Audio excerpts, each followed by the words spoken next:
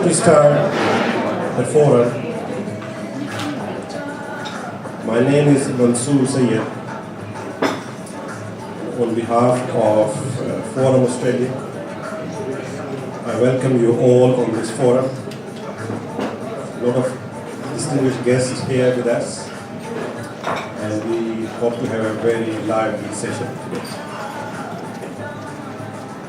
On behalf of Forum Australia, I wish to acknowledge the Ngunnawal people, the traditional owner and custodians of the land on which this forum is taking place today.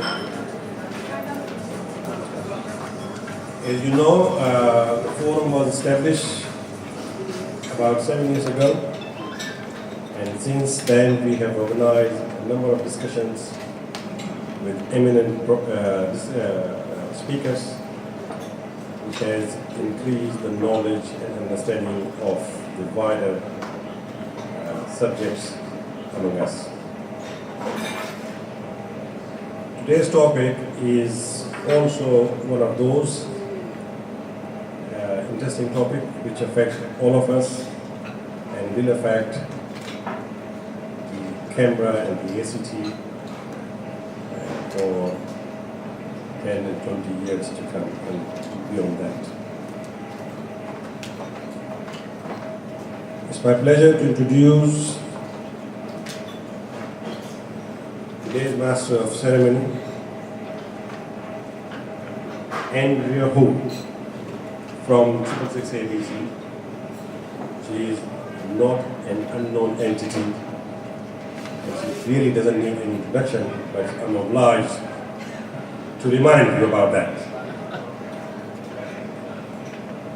Andrea is the editorial and operational manager for ABC local radio, including radio, online, and social media in the Australian capital territory. She has a long experience in media, both as a writer, producer, and presenter. She comes originally from Melbourne and then made Canberra as home, as many of us. Our MC, Andrea Hope.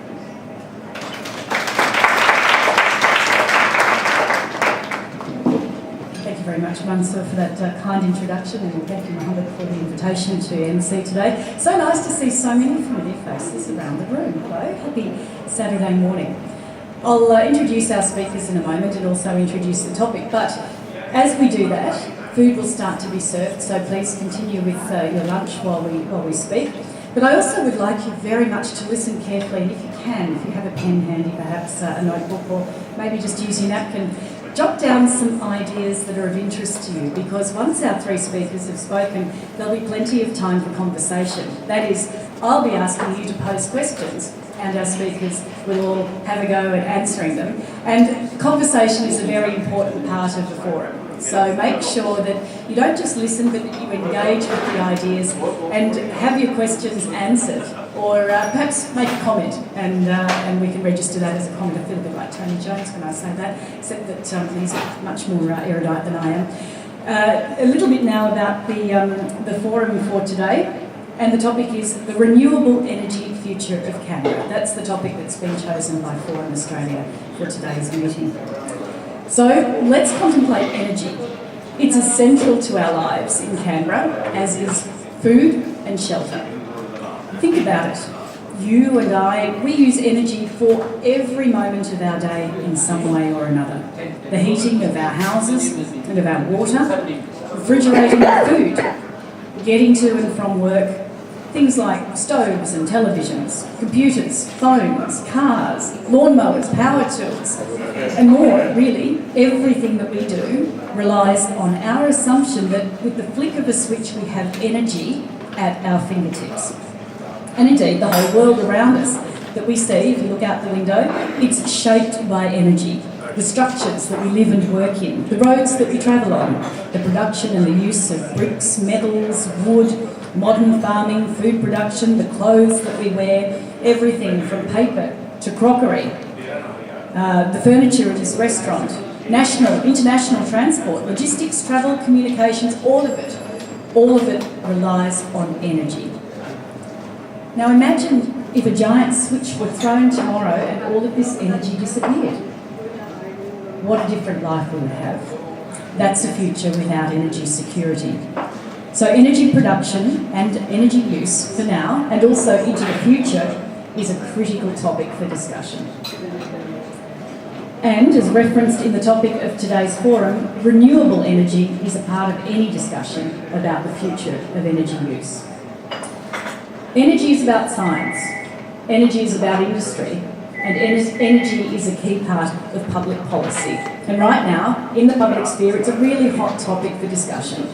So let me just give you a very brief and a very plain sketch of what is actually a very lively public policy space at the moment. And I want to do that just to give you a sense of where our governments, plural because we have several, are placed before our speakers speak. So firstly, the federal government is currently formulating its energy policy, and the Department of Industry has received submissions on their energy issues paper, which they released for comment last December. They're in the process of formulating an energy white paper, which is due out this December. And an interim document, a green paper, is due out in about the next 2 or 3 weeks. It was scheduled for August, but it's been put back a little bit. Now, last week, the Minister for Energy, Ian Macfarlane, addressed the Committee for Economic Development of Australia, CEDA, as we know them, as part of their energy series.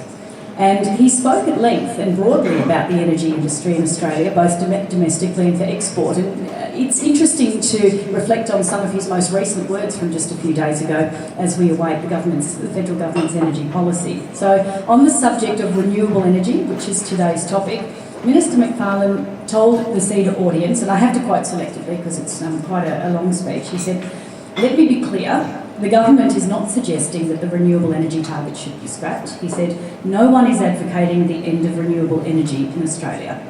Before the election last year, the Coalition was crystal clear that a review of the renewable energy target would take place this year. Why was that the case? Because the requirement for a review of every 2 years was included in the original legislation at the request of the renewable energy industry and supported by the then Labor government, and the Coalition agreed to this requirement in response to the industry request. The Coalition has always taken a bipartisan approach to renewable energy target policy." He also said, "The context in which we must consider renewable energy target policy is a national energy market that is oversupplied. So we need to be sure that the renewable energy target is delivered in a way that fits with this new market dynamic and is not adding undue cost to households and making industries uncompetitive." The Minister said, "The renewable energy target has already cost customers $9.4 billion in direct REC costs, and if we continue with the current target, it will cost another $22 billion in direct REC costs.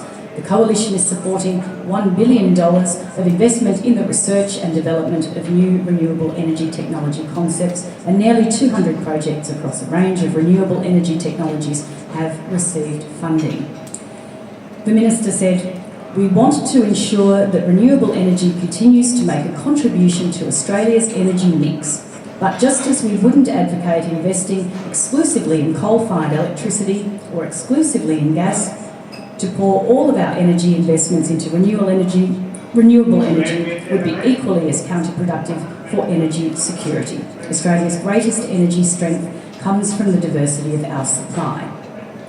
So that gives us some insight into the federal government's thinking as they proceed with formulating policy. And I do have a full transcript of the Minister's speech here for your reference, just in case you'd like to look that up later, because it is fair that you see the words in their full context.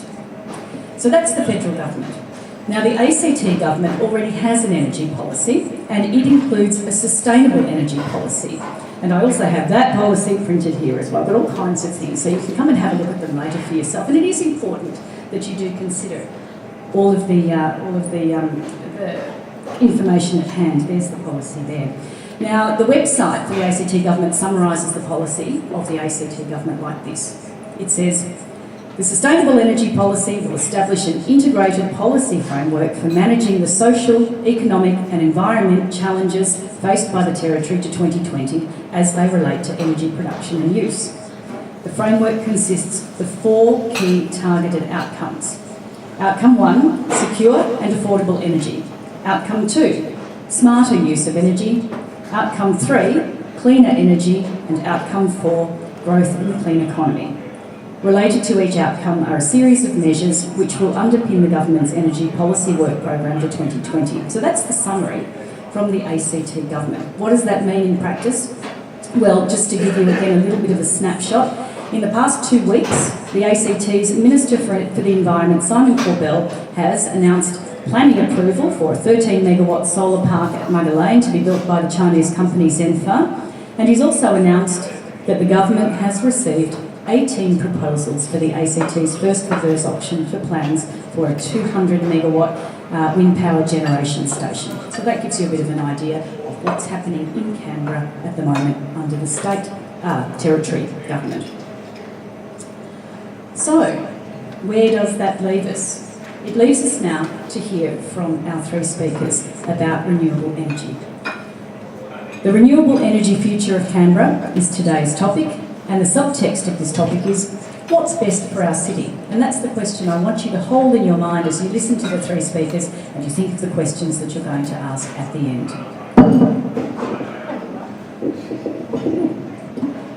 I'll introduce each of the speakers prior to them speaking, rather than give you the full introduction to begin with. So let's go to speaker number 1. And our first speaker today is Dr. Igor Scriben. Dr. Scriben's career has spanned both industry and academia.